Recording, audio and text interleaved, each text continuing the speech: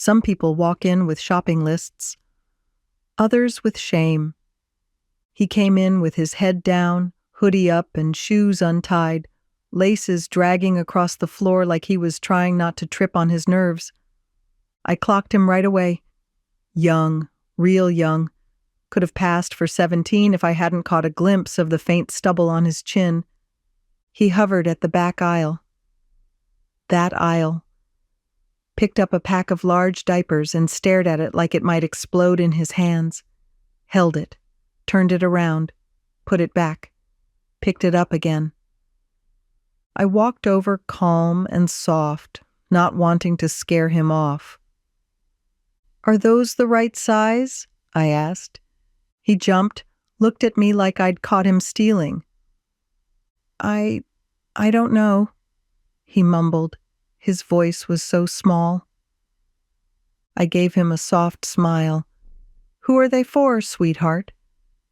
There was a pause, then, barely audible, "They're for me."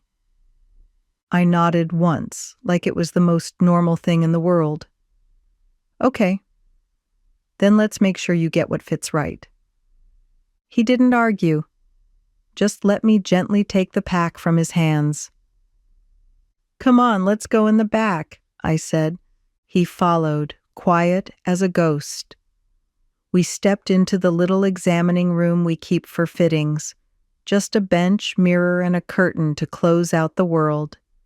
That's when I saw them again. His shoes, both untied.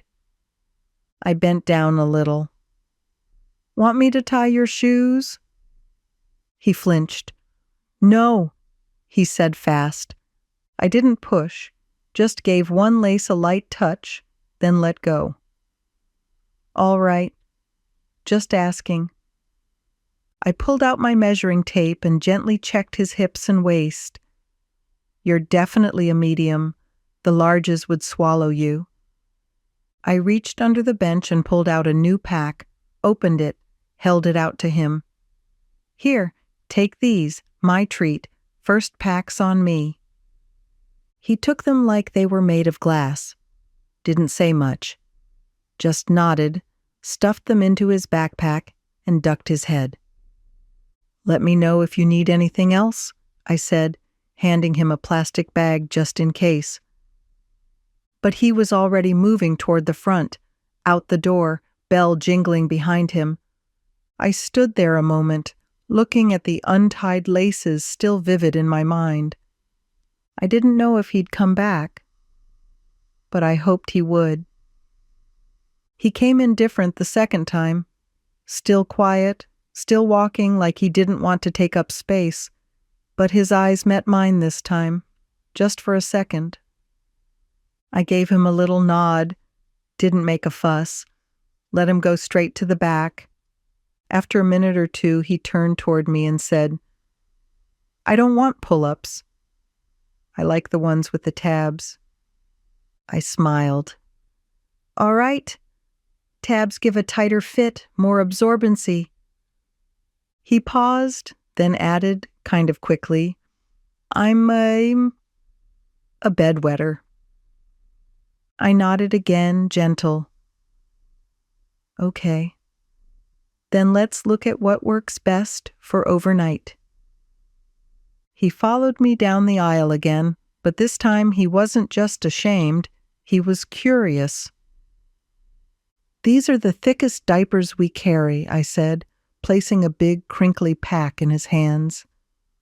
"Plastic-backed, high capacity, great for heavy wetters or all-night use." He looked at the package with both interest and dread. I knew that look. "If you sleep on your side, you might leak," I added. "In that case, I'd recommend booster pads. You place them inside the diaper for extra absorption.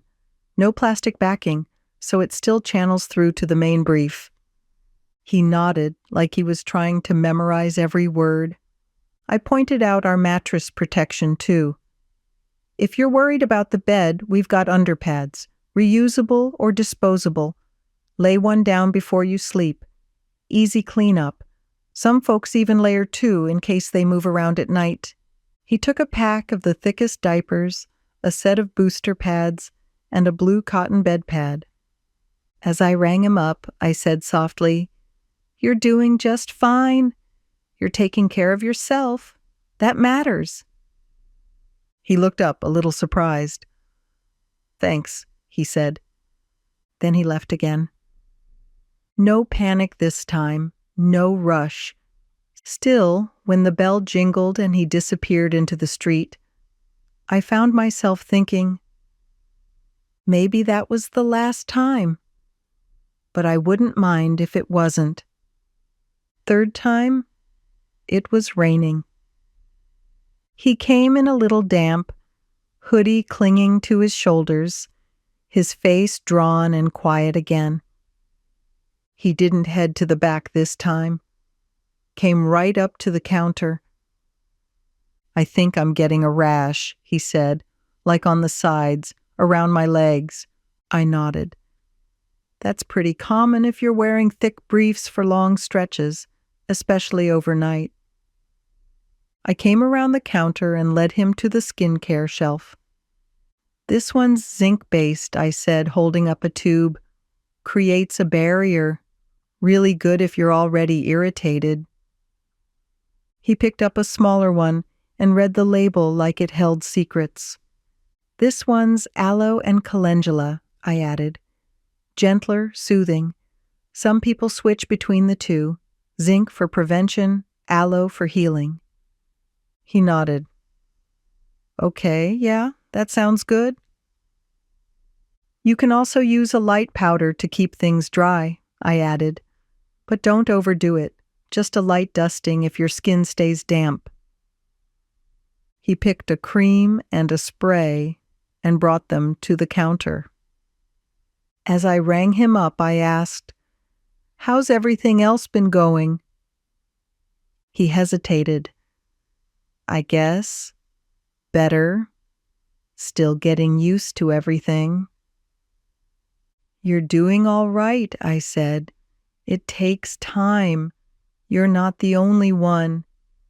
He nodded, looked a little steadier, took the bag and gave me one of those shy thank yous that don't come from manners. They come from meaning it. And then, just like before, he left. And just like before, I stood in the quiet after he was gone and thought, maybe that was the last time. But I hope he remembers how kind the world can be. Thank you for tuning in to this edition of Mommy Sarah's Story Time. If you enjoyed the stories, please support the channel by liking and subscribing. Remember, my channel is not monetized, and I write most of the content myself. On occasions when I don't, it's sourced through emails from trusted contacts. Please feel free to like, share, and subscribe. If you're able to, consider making a donation to support our channel. Your support means a lot. Thank you so much for watching, and I look forward to sharing more stories with you. Thank you for tuning in to this edition of Mommy Sarah's Story Time. If you enjoyed the stories, please support the channel by liking and subscribing. Remember, my channel is not monetized, and I write most of the content myself. On occasions when I don't, it's sourced through emails from trusted contacts. Please feel free to like, share, and subscribe. If you're able to, consider making a donation to support our channel. Your support means a lot. Thank you so much for watching, and I look